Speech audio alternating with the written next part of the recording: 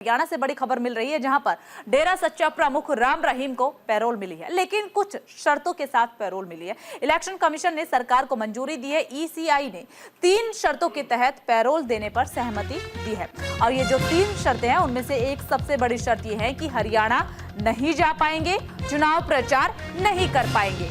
तो बड़ी शर्तों के साथ जो है वो पैरोल दे दी गई है। इलेक्शन कमीशन ने सरकार को दी है मंजूरी। ये बड़ी अपडेट इस वक्त मिल रही है, लेकिन 3 शर्तों के तहत पैरोल देने पर सहमति जो है वो जाहिर की गई है। हरियाणा से जुड़ी हुई ये बड़ी खबर इस वक्त आपको बता रही है। राम रहीम को पैरोल तो मिल गई है, लेकिन सबसे बड़ी बात शर्तों के साथ पैरोल मिली है। हरियाणा नहीं जा पाएंगे, चुनाव प्रचार में कोई सहयोग नहीं कर पाएंगे। इस बात का साफ साफ जिक्र जो है वो किया गया है। तो हरियाणा से ये बड़ी खबर इस वक्त आपको बता रहे हैं। डेरा सच्चा प्रमुख राम रहीम को मिली पैरोल। इलेक्शन कमीशन ने सरकार को दी मंजूरी। ईसीआई ने 3 शर्तों के तहत पैरोल देने पर सहमति जाहिर की है। दरअसल चुनाव चल रहा है हरियाणा में, ऐसे में चुनाव प्रचार के दौरान नजर नहीं आना है, ये साफ कहा गया है। हालांकि इसके अलावा सबसे बड़ी बात ये कही गई है कि हरियाणा में भी आप नहीं पहुंचेंगे। हरियाणा के तमाम जो नेता हैं उनसे मुलाकात करने को लेकर के भी यहाँ पर रोक जो है वो लगाई गई है। कई शर्तें हैं, कई शर्तों के आधार पर पैरोल की मंजूरी फिलहाल दे दी गई है। ये बड़ी अपडेट हरियाणा से इस वक्त आपको बता रहे हैं कि राम रहीम को पैरोल तो मिल गई है, लेकिन ये पैरोल अब किस तरीके से राम रहीम को राहत देती है ये देखना खास रहने वाला है, क्योंकि राम रहीम चाहते थे पैरोल मिले और वो हरियाणा में जाकर के चुनाव प्रचार करें। अक्सर चुनाव के वक्त पैरोल जो है वो राम रहीम लेते हुए नजर आते हैं, लेकिन इस बार ईसीआई ने कहा है कि कुछ शर्तों के साथ आप पैरोल जो है वो दे सकते हैं। ईसीआई ने 3 शर्तों के तहत पैरोल देने पर सहमति जाहिर की है, जिसमें से 2 शर्तें तो ये है कि हरियाणा नहीं जा पाएंगे, दूसरा चुनाव प्रचार में भी सहयोग नहीं कर पाएंगे।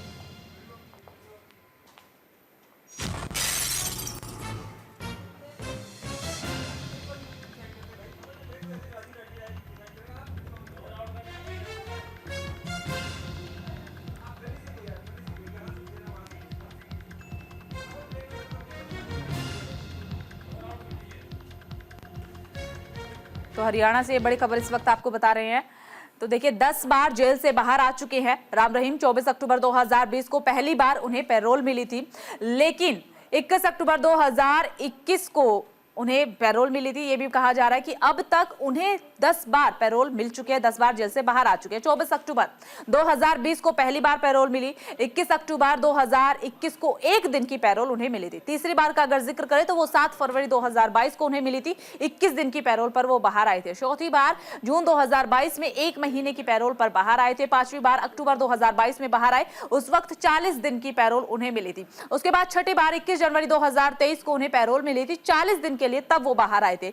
7वीं बार 20 जुलाई 2023 को उन्हें पैरोल मिली थी 30 दिनों के लिए, तब वो बाहर आए थे। 8वीं बार नवंबर में मिली 2023 में ही, उस वक्त 21 दिन की फरलो उन्हें मिली थी। इस बार उन्हें पैरोल नहीं मिली थी बल्कि फरलो मिली थी।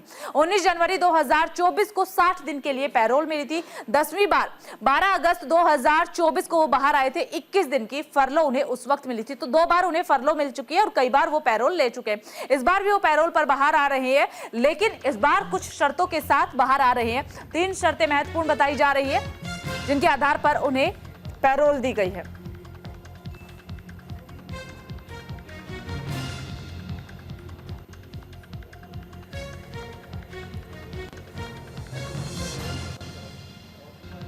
चलिए ज्यादा जानकारी के लिए ग्राउंड जीरो का रुख कर लेते हैं। सहयोगी राकेश हमारे साथ जुड़े हुए हैं। राकेश, आपके पास क्या कुछ अपडेट है इस पूरे घटनाक्रम को लेकर के, जिस तरीके से राम रहीम को पैरोल मिली है, लेकिन साथ ही आपसे ये जानना चाहेंगे कि वो 3 शर्तें क्या है जो रखी गई है राम रहीम के सामने। जी बिल्कुल, आपको बता दें कि पिछले दिनों में केस लगाए जा रहे थे कि जहां एक तरफ पंजाब और हरियाणा की इलेक्शन है, तो दूसरी तरफ ये केस लगाए जा रहे थे कि जो सिरसा की जो राम रहीम है उनको पैरोल मिल सकती है। तो बीते दिन जो है इलेक्शन कमीशन की तरफ से कुछ शर्तें रखी गई थी, उसको लेकर जो है माननीय अदालत ने उनकी जो ये पिटीशन है एक्सेप्ट कर लिया है।